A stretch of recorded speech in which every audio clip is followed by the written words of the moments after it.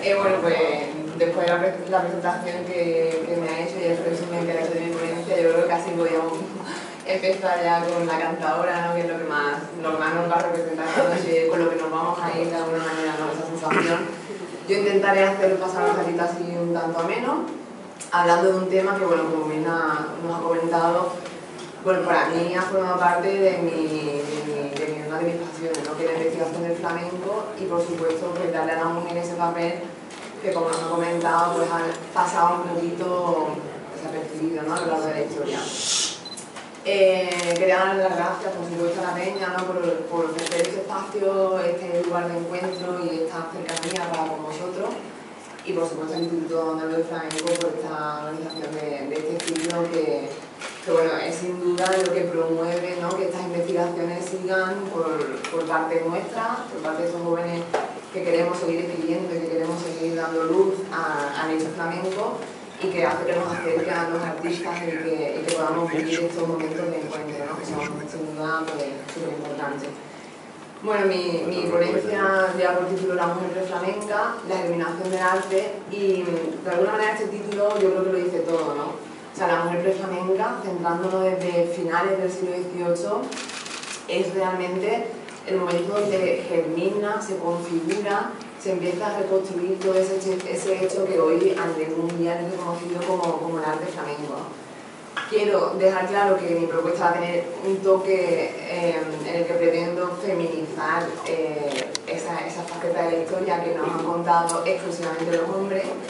de una manera, bueno, pues sobre todo súper actual, ¿no? Porque estamos en el siglo XXI y pienso que el tratamiento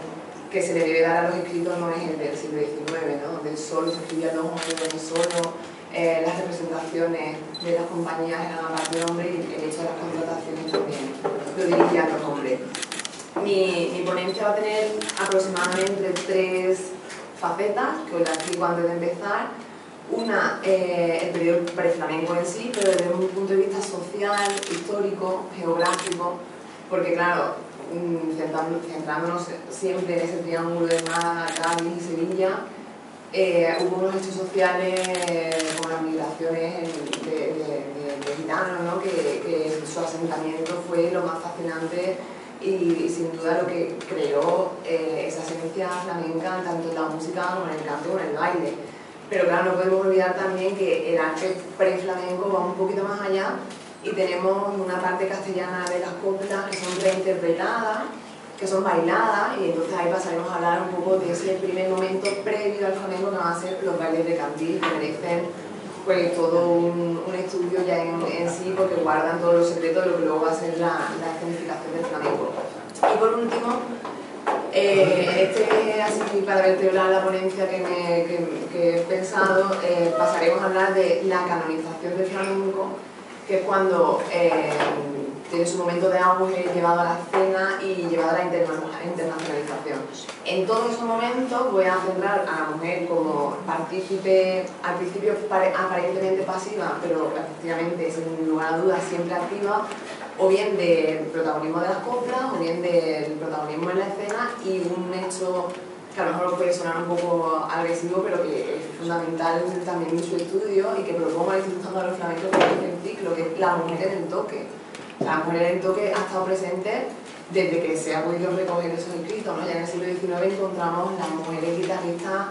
a nivel de acompañamiento al cante, acompañamiento al baile, mujeres guitarristas como la Cerneta, ¿no? que se dedicaba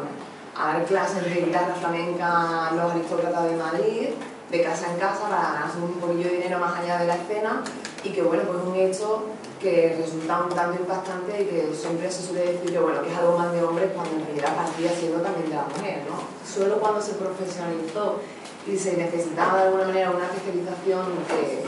se necesitaba de horas para llegar a ese nivel,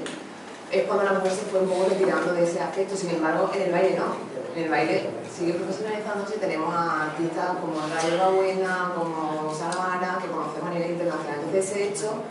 también precisa de un estudio significativo. Bueno, este es un poco el adelanto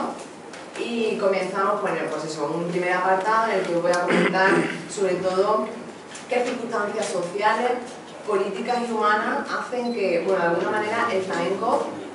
se venga a centrar en unos determinados lugares, que provoque una polarización de clases en la Andalucía del siglo XVIII y que sea en esos sitios de extramuros, de lugares de la periferia, donde el foco flamenco nazca, de alguna manera se recree y haga que se popularice, ¿no? En primer lugar, bueno, nos centramos y tenemos recogido desde el edicto de Carlos III, por ejemplo, y centrándonos en el caso de la tierra de Metoca, que genera la frontera, tenemos recogido en el edicto de Carlos III, por ejemplo, cómo se suplicaba a las ciudades cercanas a Jerez, en el caso de Trujena, en el caso de Lebrija, ¿no? Que son lugares también bastante flamencos para todos aquellos que habéis escuchado a su gente, ¿no? Se decía que se recogiese a ese grupo humano que eran los gitanos que estaban llegando, porque Jerez ya le era absolutamente imposible recoger a más gente, o sea, porque el asentamiento, el crecimiento de la ciudad fue tal en el siglo XVIII que los lugares que en ese momento eran de extramuros, fijaos que lugares, el barrio de Santiago y el barrio de San Miguel, no tenían más capacidad física para recuperar a esa gente y darle un asentamiento. Sevilla en este caso participa, Lebrija también tenía otro tipo de asentamiento, y en Jerez de alguna manera empiezan a tener un trato de favor porque se les obliga, con esa pragmática sanción de 1728, se les obliga a que se sienten y a que tomen de alguna manera una profesión que no les ande estando de un sitio a otro como acostumbraban. Entonces esta gente al final tiene una especialización porque como yegüero, como ganadero, en las viñas, evidentemente también, claro, interesaba mucho como una ciudad absolutamente dedicada al vino en ese momento. Entonces, claro, en ese desplazamiento migratorio, en esa obligación que estipulaba el edicto de asentarse en un lugar concreto para no seguir prodigando por esas actividades que según el edicto no eran muy recomendables, hay una obligación de asentarse sobre todo en esos lugares de extramuros, como decía, acoge el barrio de Santiago, acoge el barrio de San Miguel a este tipo de gente, y a partir de ahí esa manera de hacer de la raza gitana, de hacerla sin igual, de esas coplas castellanas, interpretarlas con un tipo de ritmo, acompañarlas con un tipo de música, sobre todo bailarla con un carácter súper diferente a lo que estaba pasando en ese momento en España, hace que de alguna manera empiece a fusionarse todo ese tipo de música con la que se contaba previo a la primera mitad del siglo XVIII a lo que está ocurriendo, ¿no? A posteriori. Tengo que mencionar que hay unos estudios muy interesantes de Faustino Núñez en el que habla de todo el periodo preflamenco, pero como no hay apenas documentación dedicada al flamenco en sí, a finales del siglo XVIII, lo que hace es hablar de la influencia de la tonalidad escénica. La tonalidad escénica de alguna manera llega al teatro y encontramos pues, una manera muy castellana al ser cantada, la escuela bolera al ser bailada, y sin embargo a partir de la segunda mitad del siglo XVIII todo empieza a flamencarse. Los bailes empiezan a tener muchísimo más desgarbo, a tener otro tipo de rítmica en la interpretación, incluso las palabras castellanas se gitanan, o sea, se vuelven del estilo de la moda del momento, porque si no, la tonalidad escénica hubiese seguido como hasta entonces, y hay un gusto realmente importante por todo lo que tenga que ver con esa esencia gitana del momento. Por lo cual, ahí nos volvemos un poco todos locos en ese momento de la historia y empieza a tener gran difusión, sobre todo por ese triángulo que digo de Andalucía, que es Málaga, Sevilla, Cádiz sobre todo. Claro, esto por otra parte, si lo centramos en un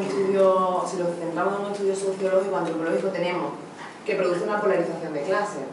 Efectivamente, por una parte el asombro de algo nuevo, de una raza diferente, de un quehacer diferente a lo que había, que en un momento es así,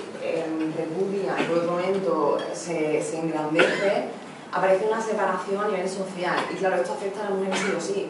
porque hay un momento donde todo esto lo tenemos recogido en los viajes románticos, ¿no? Pues aquellos que venían de Francia, que venían de Inglaterra, recogiendo pues esas facciones, ¿no? Esos gestos gitanos al bailar, o al cantar, o al interpretar. Y ahí se nos cuenta cómo algunas veces esas mujeres eran confundidas con otras mujeres con otros servicios, por decirlo de alguna manera, ¿no? No nos estamos entendiendo. Entonces hay una separación social entre ¿qué es lo que pasa, ¿no? Con esa gente que está en el tablao? Cuando vas al tablao a principios del 19, confundo a esa mujer con otro servicio, o esa mujer se profesionaliza y canta. Hay un momento ahí de la historia donde, claro, la mujer sufre ahí un desbanco social que impide que esa profesionalización tenga el reconocimiento y el prestigio que tiene. Y si a eso le sumamos que eran hombres y sobre todo extranjeros, no españoles, claro, que eran los que escribían acerca de esas manifestaciones, encontramos unos escritos, por ejemplo, Alejandro Dumas o Gustave Doré, asombrados por lo que ocurría encima de un escenario,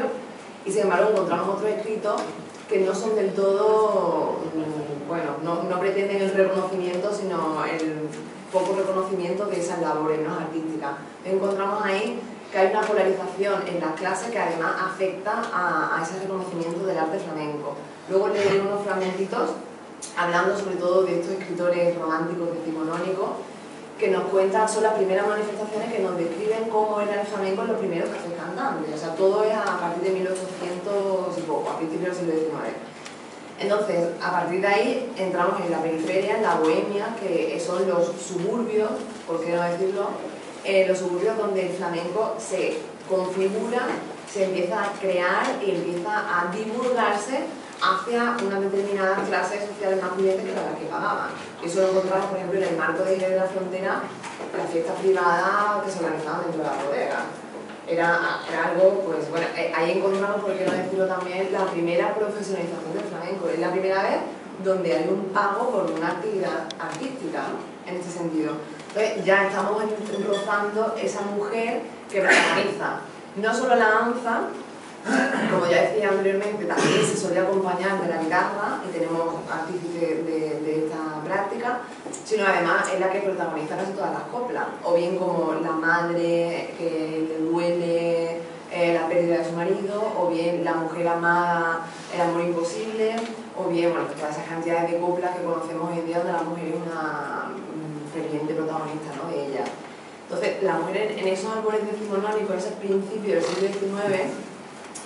evidentemente sigue teniendo una tendencia machista, puesto que los que escriben sobre el flamenco han sido siempre hombres, no ha tenido esa relevancia en ese siglo. Hoy en día estamos en otra situación y por eso estamos hablando aquí desde otra perspectiva, pero claro, repasando ese momento de la historia,